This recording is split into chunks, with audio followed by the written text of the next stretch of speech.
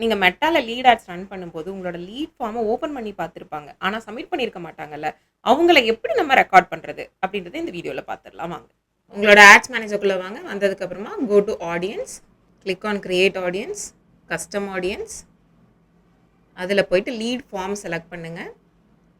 Click next. இப்போ இந்த இவெண்ட்ஸ்ல anyone who opened but didn't submit form அதை செலக்ட் பண்ணிக்கோங்க. உங்களோட ஆக்சுவல் பேஜை செலக்ட் பண்ணிக்கோங்க.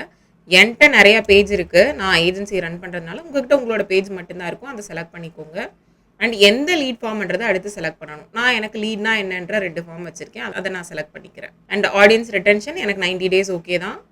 அண்ட் ஆடியன்ஸ் நேம் நான் நேம் கொடுத்துக்கிறேன். நீங்கள் உங்களுக்கு தேவையான நேம் நீங்கள் கொடுத்துக்கலாம். கிரியேட் ஆடியன்ஸ் இப்போ கொடுத்தீங்கன்னா இப்போ இது இங்கே ஒரு 2 to 3 daysல இந்த லீட் ஃபார்ம்ல இருக்கிற ஆடியன்ஸ் எல்லாம் இங்கே ரெக்கார்ட் ஆயிருவாங்க. சரி, இவங்களை ரெக்கார்ட் பண்ணியாச்சு. இவங்களை வச்சு நம்ம என்ன பண்றது? இவங்களை ரீடார்கெட் பண்ணலாம். அதை எப்படி பண்ணலான்றதை நான் அடுத்த வீடியோவில் சொல்றேன். Stay tuned. தேங்க்யூ.